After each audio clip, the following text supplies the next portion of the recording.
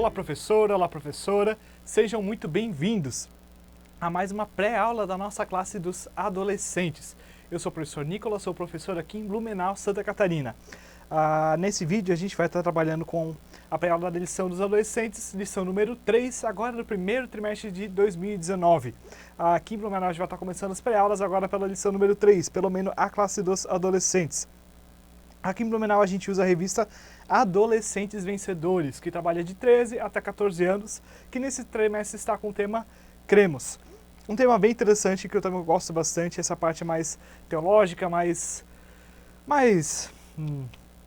profunda, digamos assim, e que vai ser desafiador, acredito, para alguns professores, para algumas professoras estarem trabalhando alguns temas, estarem aprendendo até alguns temas para poderem estar passando para os seus alunos. Não é um tema que normalmente nós temos no nosso dia a dia, não é uma coisa que normalmente a gente estuda comumente. Alguns vão dizer que não é tão prático, apesar de que eu discordo, é o tema mais prático que a gente pode ter em toda a Bíblia, mas é um tema que, apesar de ser desafiador, ele é extremamente recompensador e extremamente edificante para nós. Quando nós conhecemos aquilo que nós cremos, nós podemos ter mais intimidade com Deus, nós podemos ter mais comunhão com Deus. Para estar ajudando vocês a estar aprendendo um pouco mais esse tema, quem precisar, eu vou estar recomendando 2 livros. Além da Bíblia, claro, você tem que estar com a Bíblia na mão em todas as aulas e principalmente nessa. Mas primeiramente eu queria recomendar a Declaração de Fé das Assembleias de Deus. Você precisa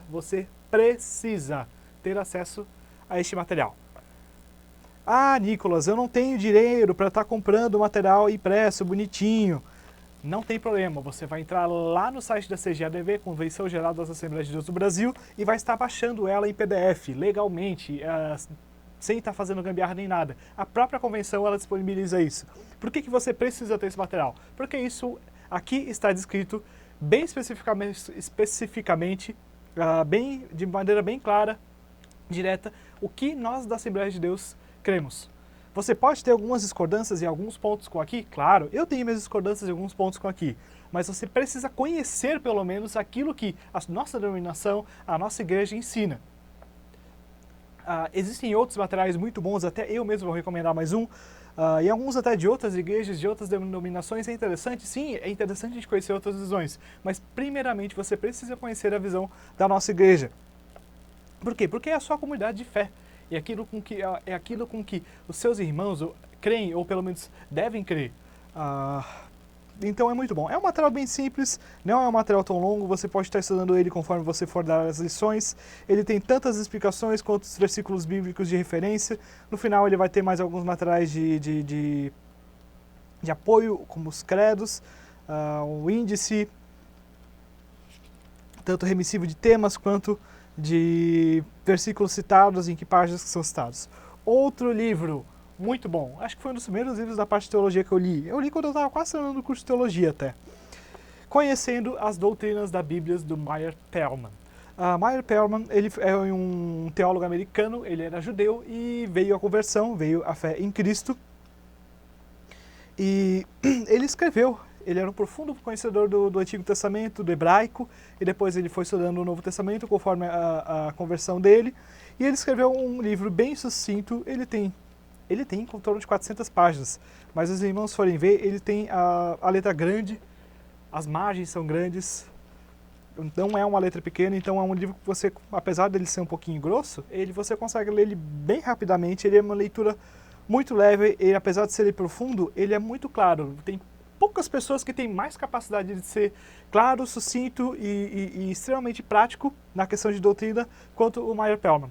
E, bônus, ele tem uma posição, uma visão extremamente próxima à da Assembleia de Deus. Ele tem uma visão, ele era pentecostal, eu acredito que ele tenha se convertido até na igreja da Assembleia de Deus, apesar de eu não ter essa informação, eu não ter pessoalmente essa informação, eu acredito, porque a visão dele é extremamente próxima ao que a nossa igreja ensina e adota. Então, ali, qual a diferença entre os dois? A declaração de fé, ela vai diretamente dizer, nós cremos nisso porque tal versículo diz assim, assim, assado. E o Meyer Perlman, ele vai dar um pouco mais de explicação, tanto que ele vai ser um pouquinho mais longo. mas ele vai perder um pouco mais de tempo, gastar um pouco mais de tempo explicando. Ele vai apresentar algumas posições divergentes e algumas outras denominações, quando ele considera relevante você entender, existe um grupo que acredita assim, eles são hereges? Não necessariamente, mas eles pensam dessa forma. Por que nós pensamos, por que eu, nele no caso, penso dessa forma? Por causa disso, disso e aquilo. E a visão que ele apresenta é quase sempre a visão que a nossa igreja adota, tanto na parte de doutrina, quanto na parte de escatologia, doutrina da salvação. Ele é muito legal. Ele é muito legal. Queria ter tido acesso a ele mais cedo no meu curso de teologia, porque ele teria sido um auxílio muito legal. Você pode tanto pegar ali no começo do livro, vendo os temas também conforme você for preparando suas aulas. É interessante, você nunca teve contato com uma literatura desse tipo, que você leia ele do início ao fim. Se você já teve estudos, se você talvez já fez o seu curso teológico, você talvez pode estar usando ele para estar preparando suas aulas, porque as explicações dele são muito simples, você pode usar essas explicações com os seus adolescentes. Existem alguns conceitos que é interessante você entender, alguns deles talvez não estão na lição, ou autoras da lição já pressupõem que você conhece, mas é muito interessante. Como eu já comentei aqui em Blumenau, a gente vai estar preparando as lições as pré-aulas da lição 3 em diante. Tem só 2 classes, se não me engano, que já foram feitas da lição 1.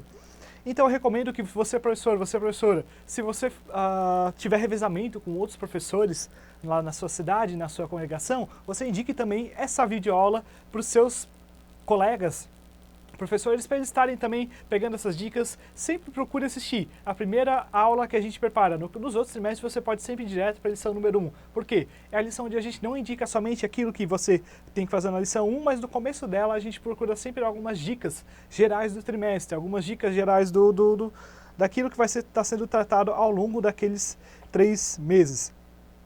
E esse tema é muito interessante, em linha com outras coisas que a gente já estudou. Se você lembrar no passado, a gente já teve a história da igreja, já foi tratado alguns temas a respeito disso, principalmente a questão de movimentos que buscaram reafirmar algumas posições bíblicas e que levaram até ao que nós temos hoje, vendo a doutrina como uma construção ao longo do tempo, como a igreja foi descobrindo aquilo que a Bíblia ensinava. Claro, o básico, o essencial já era sabido desde o começo da igreja, mas existem alguns pontos que vão sendo construídos, até conforme as perguntas estão sendo feitas.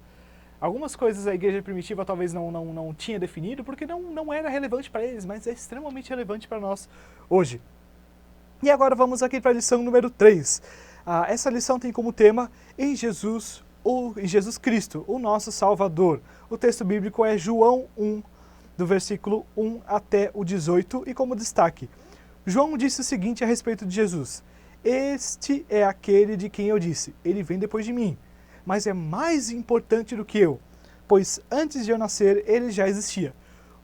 Os objetivos dessa lição são conhecer Jesus de Nazaré, estudar como Jesus viveu e morreu e crer na ressurreição de Jesus e na sua divindade. Então você vai ter vários pontos que você vai ter que trabalhar nessa aula, tanto a humanidade de Jesus quanto a divindade de Jesus, morte e ressurreição, e por que tudo isso era importante. Lembra de ser relevância, você precisa não só passar o conhecimento para o seu aluno como uma coisa teórica, como uma coisa é assim e tem que ser assim. Não, todas as doutrinas que nós cremos, elas têm um motivo. Existe justificativa para todas elas. Porque se aquilo que é verdade, existe um motivo para aquilo que seja verdade. Claro, se a Bíblia simplesmente chegasse e dissesse, é assim, e não tivesse uma justificativa, nós creríamos de toda forma. Mas Deus é bondoso, Deus é gracioso, para nos mostrar a racionalidade da verdade. Então é muito importante você sempre ter isso conforme você vai dando as aulas para os seus alunos. Na Quebrando a Retina, ele indica que você, quando for concluir a aula, você for trabalhando naturezas e títulos de Jesus, quanto à divindade, à humanidade e os ofícios de Jesus. Eu acho bem interessante você estar trabalhando isso. Eu tenho uma outra dica também que você pode estar fazendo. Você lembra que no começo, no trimestre passado, no ano passado, no segundo trimestre? Isso, segundo ou terceiro trimestre, agora não me recordo mais exatamente, mas nós trabalhamos a respeito da história da igreja para adolescentes. E lá na igreja antiga, você vai se recordar que nós trabalhamos a respeito da igreja antiga quando existiam os pais apologistas, os pais apostólicos, os pais doutrinários, e houveram alguns concílios, alguns encontros dos bispos, dos líderes da igreja, para estar definindo algumas doutrinas que a igreja queria. E a minha proposta, que eu achei bem interessante, eu particularmente gostei, você está fazendo um concílio com seus alunos e pegar a temática de um dos concílios que realmente houve, que foi o concílio, se não me engano, de Calcedônia, onde foi discutido Jesus, ele era humano ou ele era divino? E você, professor, o que você acredita? Jesus, ele era humano ou ele era divino? O que é que a igreja ensina? Nós, após esse concílio, nós sabemos e podemos ter a convicção de que Jesus Cristo, ele era ambos. Mas faça seus alunos chegarem a essa conclusão. Talvez você pode dividir em grupos e dividir, tal grupo vai ter que argumentar que Jesus, ele era Deus, Jesus, ele era plenamente Deus, Jesus, ele era o Filho de Deus. E o outro grupo vai ter que argumentar, Jesus, ele era homem, ele foi filho de Maria, ele nasceu da Virgem, ele viveu, ele morreu, ele ressuscitou, então ele era homem. E coloca os dois grupos para chegarem a alguma conclusão. Ele era Deus ou ele era homem? E nós, claro, sabemos que Jesus, ele era plenamente Deus e plenamente homem.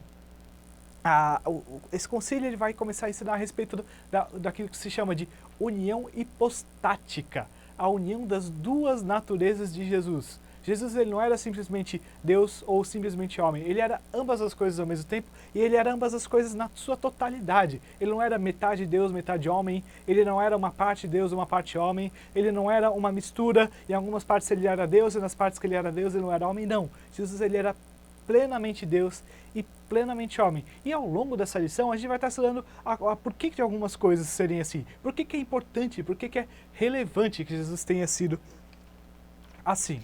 E aqui, começando a nossa aula, eu recomendo que você comece essa aula com uma pergunta. Eu vou dar duas de sugestão. Quem é Jesus? Quem é Jesus? Pergunte para os seus alunos, peça para eles explicarem com as palavras dele. Quem é Jesus? Talvez alguns vão dizer que Jesus era Salvador da humanidade, talvez alguns vão dizer que Jesus era o Filho de Deus, que Jesus era o Cristo, que ele era o Messias, que Jesus foi muitas coisas. E a outra pergunta que você pode também, talvez, fazer um debate com os alunos. Eu lembro que eu ouvia isso muito quando ele era menor, na escola. Tinha uma professora de português que ela era cristã e todo mundo sabia que ela era evangélica. E eu lembro que uma vez um dos alunos perguntou, professora, se Deus existe, por que ele não se revela à humanidade? Por que ele não se mostra e diz, estou aqui, creiam em mim? Por que Jesus não faz isso? Por que Deus não faz isso? Ora, seria tão simples, todas as pessoas passariam a crer, todas as pessoas acreditariam nele. E você pode começar a sua aula com uma pergunta assim, por que Deus não se revela ao mundo? Por que Deus não chega e se mostra, Deus Pai Todo-Poderoso, chega e mostra de seu poder e glória e majestade? Converse com seus alunos. O que aconteceria se Deus fizesse isso? Será que as pessoas quereriam? Será que as pessoas não aceitariam? Será que não começaria a dar uma confusão? Será que não haveria pânico generalizado nas ruas com as pessoas com medo? Alguma coisa de muito estranho está acontecendo? Mas nós, cristãos, sabemos que uma vez isso já aconteceu. Nós cremos que Jesus, o Filho de Deus, veio ao mundo como homem. E ele era o próprio Deus encarnado. Então nós já cremos. Deus se revelou uma vez a todas as pessoas. E o que eles fizeram? O que aconteceu? Muitas pessoas creram, outras pessoas não creram. E no fim das contas ele foi crucificado, foi morto, foi torturado de forma cruel, de forma sangrenta. Comece a sua aula com uma pergunta, uma dessas duas, talvez você pode fazer as duas, começa com uma, depois a outra. E em seguida comece a falar do homem que mudou a história. Você pode ser cristão, você pode não ser cristão, você pode ser ateu, católico, umbandista, espírita, mas se você pelo menos vive no Brasil e todo o Ocidente, você vai ter que reconhecer que o seu calendário ele começa com antes de Cristo e depois de Cristo. Que homem é esse que foi importante, relevante o suficiente para mudar a história que existe antes dele e depois dele? Que homem é esse? Que homem que teria que ser esse para simplesmente definir o nosso calendário? Existe um outro homem que fez isso com um grupo de pessoas, os islâmicos, não vou dizer nem de árabes, porque nem todo islâmico é árabe, mas os islâmicos, eles creem que o calendário deles começa com a migração, a fuga de Maomé, de Meca para Jerusalém, se eu não me engano, ou de Jerusalém para Meca, para uma dessas duas cidades. E ainda assim, apesar de um bom grupo está seguindo essa visão, a maior parte do mundo começa com antes e depois de Cristo. E mesmo os islâmicos, que eles creem a partir do exílio de Maomé, eles meio que já beberam um pouco dessa fonte, porque já tinha acontecido, os cristãos já tinham essa ideia de antes e depois de Cristo. Então os islâmicos já tinham uma base para estarem fazendo aquilo que eles fizeram. Que homem é esse? A lição ela vai começar falando sobre o Jesus de Nazaré. Quem é Jesus de Nazaré? E ele vai falar do início da vida humana de Jesus. Aquele menino que foi concebido pelo Espírito Santo, nasceu da Virgem. Ele vai falar do início humano da vida de Jesus. Vai falar que Jesus nasceu como nós, cresceu como nós e muitas vezes agiu e viveu como nós. E ao longo disso, a lição ela vai estar trabalhando algumas outras coisas a respeito da vida de Jesus. Qual era o objetivo da vida de Jesus? Jesus, ele veio para nos revelar Deus através da sua vida. Claro, no final das contas, ele vai morrer e ressuscitar para nos salvar. Mas por que Jesus não simplesmente, se fosse só isso, ele poderia ter simplesmente vindo, morrido, ressuscitado, talvez, quem sabe? Mas não, Jesus ele viveu por 30 e tantos anos. Se fosse só para morrer e ressuscitar, talvez ele pudesse ter nascido, já ter sido sacrificado em seguida e depois ressuscitado. Não, ele viveu como nós. Ele veio à Terra, viveu como nós por um bom tempo. Mais tempo do que seus adolescentes já viveram, mais tempo do que eu já vivi. Talvez 2, 3 vezes mais que os seus adolescentes já viveram. Você já parou? Será que eles já pararam para pensar nessa perspectiva? Jesus foi adolescente. O que Jesus fazia quando ele era adolescente? O que ele gostava de fazer quando ele era adolescente? Será que ele gostava não tinha videogame, mas será que ele gostava de sair na rua para brincar com os amigos? Será que ele tinha muitos amigos, muitas pessoas próximas? Será que Jesus, ele era um bom estudante? E a Bíblia fala que ele era um bom estudante. Como é que Jesus seria hoje? O que Jesus faria hoje? Será que Jesus hoje jogaria videogame? Ora, ele teve uma vida comum, não é pura loucura dizer que talvez Jesus tivesse um videogame em casa.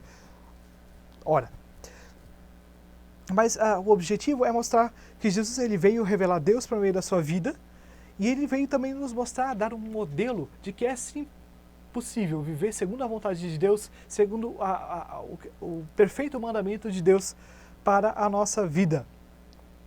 Jesus viveu, é o segundo tópico da nossa aula. Vai falar sobre várias coisas a respeito. E aqui eu queria que você pegasse com seus alunos um tema muito importante que eles precisam saber. Jesus, ele era humano. Ele tinha plenamente o seu lado humano. Ora, como é que a gente pode saber isso? A Bíblia fala várias vezes que Jesus comeu, Jesus teve fome, Jesus tinha sede, ele bebeu do vinho, ele comeu do pão, Jesus dormiu. Em meio a uma tempestade, Jesus estava num sono profundo, Jesus fazia coisas que nós fazemos. E por que era importante que Jesus fosse humano? Será que Jesus não podia ser simplesmente Deus? Nos concílios primitivos eles exploraram muito isso. Será que Jesus não podia ser simplesmente Deus e não ser humano? Porque talvez se Jesus fosse somente Deus, talvez ele não sofreu tanto lá na cruz.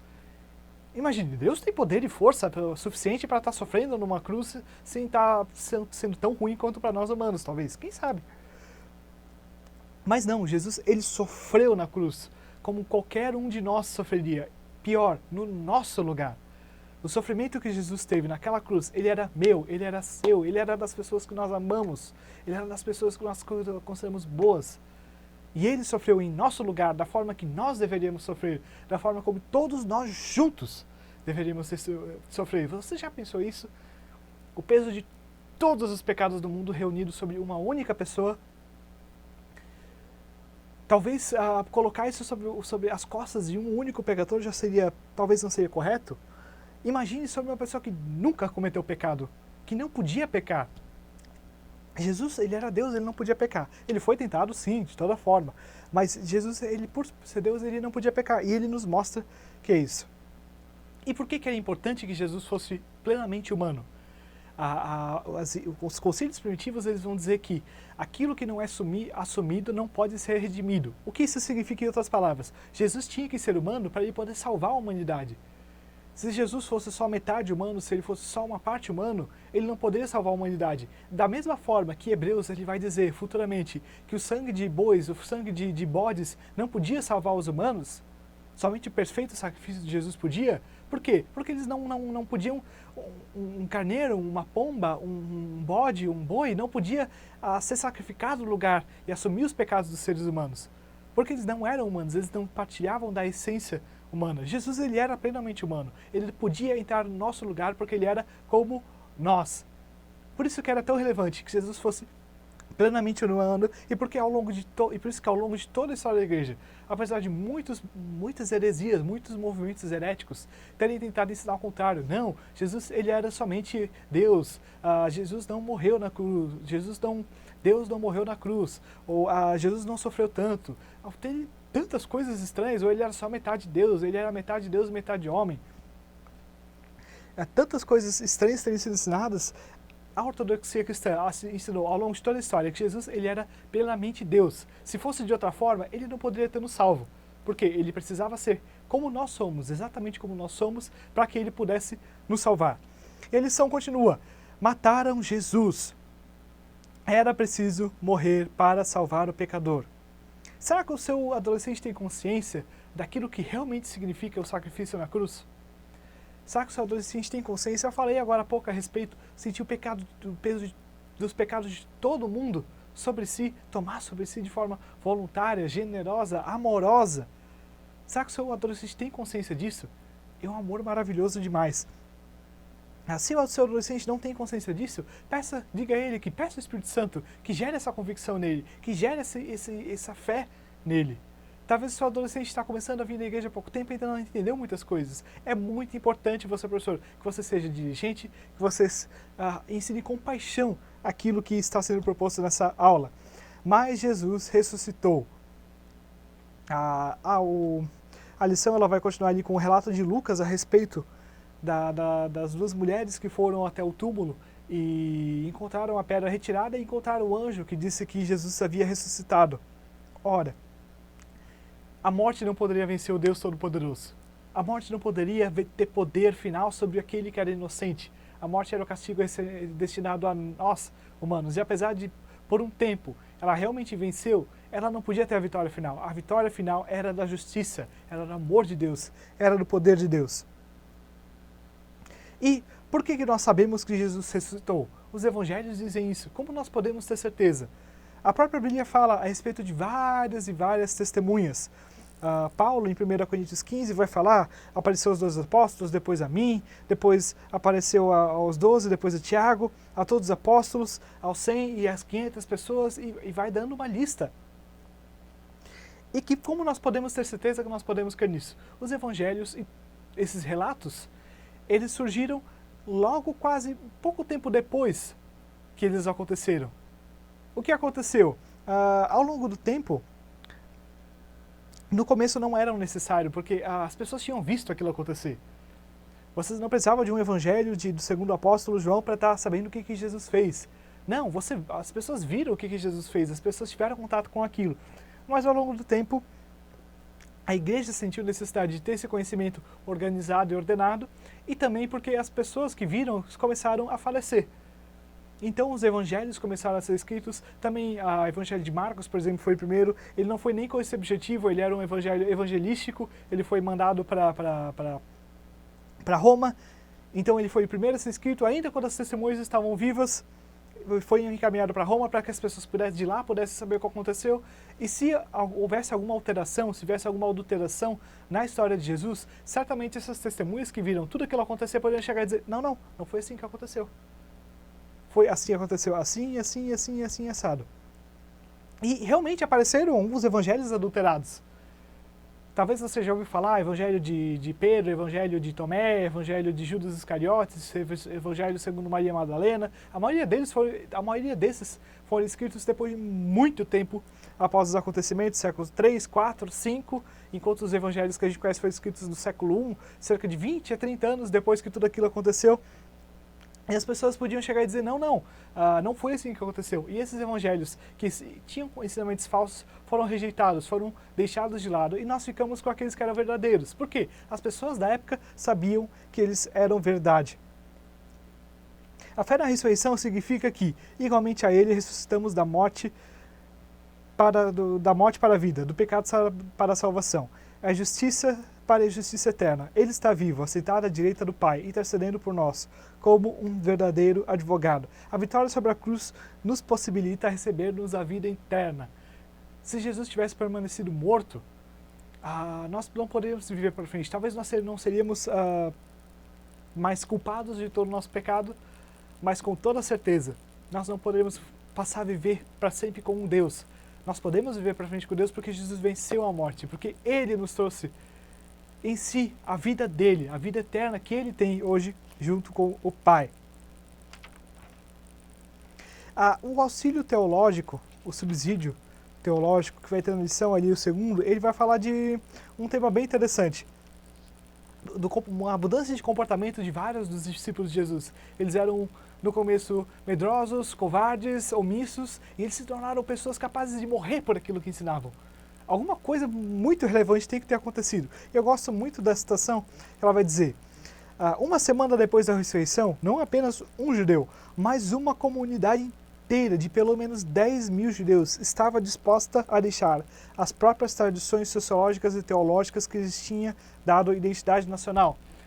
Você já parou para pensar? Reflita isso com os seus adolescentes. Você já parou para pensar o que significava para um judeu aceitar Jesus como Messias? O que significava? Significava abandonar tudo aquilo que eu sou judeu por quê? Porque eu faço isso, isso, isso e aquilo. Passar a seguir Jesus e abandonar um pouco aquela vida antiga que eles tinham, significava abrir a mão de quem nós éramos. Assim como nós fazemos isso hoje. Nós éramos pecadores, nós éramos filhos da ira, nós éramos filhos da maldição. Mas Deus, Ele nos tira, Ele nos arranca de quem nós somos, de quem nós éramos. E nos faz seus filhos amados. Nós podemos ter convicção por isso, nós podemos ter a gratidão, o amor por isso. E a lição termina falando sobre Jesus, o Filho de Deus. O que significava ser o Filho de Deus? Por que Jesus tinha que ser o Filho de Deus? Ele é o Filho de Deus, mas ele também tinha que ser o Filho de Deus. Por quê? Da mesma forma que ele tinha que ser humano para ele poder nos salvar, porque se ele não fosse humano, ele não poderia salvar os seres humanos, ele tinha que ser Deus, porque o pecado contra Deus, ele é um ato infinito, porque Deus é infinito. E somente um ser infinito, o próprio Deus, poderia nos perdoar de um pecado infinito. Todo pecado, por que não existe pecado pequeno, pecado grande, pecado maior, pecado médio, pecado micro? Não, todo pecado é pecado. Por quê? Todo pecado ele tem proporções infinitas. E somente o próprio Deus poderia nos salvar da sua própria ira contra o pecado nosso. Então por isso que era importante. E a Bíblia fala isso muitas vezes. Jesus dizia que ele era um com o Pai. Jesus dizia: quem vê o Pai, quem vê a mim, vê ao Pai. Jesus dizia, despertar para Jesus: Jesus, mostra-nos o Pai. E Jesus simplesmente olhava para eles: vocês estão vendo a mim, vocês não veem o Pai? Então, ele dizia que ele era o Filho de Deus. E para os judeus significava: se você era filho de homem, então você era filho, então você era homem. Quando Jesus dizia que ele era Filho de Deus, nenhum judeu diria que ele era Filho de Deus. Nós hoje dizemos de uma forma até um pouco... A gente diminui um pouco o conceito do que é ser Filho de Deus. Porque a Bíblia nos ensina que nós somos feitos filhos de Deus. Nós somos adotados por Deus como seus filhos amados. Mas Jesus, ele era o Filho de Deus. Ele é Deus como o próprio Deus. Isso é muito importante. E aqui a gente vai terminar a nossa lição. Recapitulando, eu achei muito legal esse resumo que a lição colocou. Queremos que ele foi um ser humano completo, que nasceu, cresceu, desenvolveu-se em graça e conhecimento diante de Deus e dos homens. Em tudo nosso Senhor foi tentado, mas sem nenhum pecado. Pela mesma fé, cremos que Jesus Cristo é Deus, o Filho enviado pelo Pai, o Deus encarnado em forma de ser humano. Ressuscitou ao terceiro dia e hoje se encontra à destra de Deus Pai. Após ressuscitar, Jesus Cristo apareceu aos apóstolos e aos demais discípulos. Ficou mais de 40 dias ensinando os discípulos acerca do reino de Deus. É isso que nós queremos. É isso que você tem que procurar ensinar os seus alunos. Você pode também trabalhar aquela dinâmica do que falando Quebrando a Rotina, que vai falar sobre os títulos e a natureza de Jesus, tanto a natureza humana, divina e os ofícios, sacerdote, profeta e rei, o sacerdócio de Melquisedeque, como ali aparece em Abraão. E eu queria terminar a lição falando o credo apostólico conforme a parte que ele fala sobre Cristo. E cremos em Jesus Cristo, o seu único Filho, nosso Senhor, que foi concebido pelo Espírito Santo, nasceu da Virgem Maria, padeceu sob Pôncio Pilatos, foi crucificado, morto e sepultado, e ao terceiro dia ressuscitou dentre os mortos, subiu ao céu e está sentado à direita de Deus, Pai Todo-Poderoso. Nós cremos no Filho de Deus, nós cremos que Ele morreu e ressuscitou para nos salvar. Essa graça maravilhosa está à disposição de todas as pessoas. E aqui a gente vai encerrando mais uma aula. Que Deus abençoe você e sua classe, que Deus cuide de você e sua família nesse ano que está começando, que Deus venha capacitar você, que Deus venha dar oportunidades para você estar se capacitando.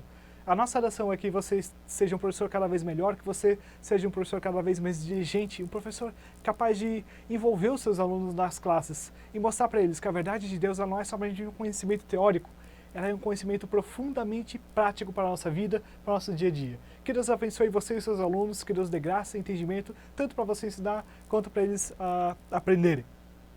Se você tiver alguma dúvida, você pode deixar nos comentários, tanto no YouTube, se você acompanha por lá, quanto no site da Escola Bíblica, se você acompanha por ali. Se você estiver acompanhando pelo YouTube, curta o vídeo se você gostou, deixe os comentários, como eu comentei. Se você tiver interesse, se inscreva no canal da nossa igreja, assim você tem acesso às pré-aulas de outras classes, de outras lições, e tanto as pregações aqui do Templo Sede de Blumenau, que você pode ser, eu creio que você vai ser profundamente edificado, vai aprender muito, também a respeito de alguns temas teológicos, porque aqui na igreja nós somos comprometidos com a palavra de Deus. Até a próxima videoaula, que Deus abençoe todos vocês.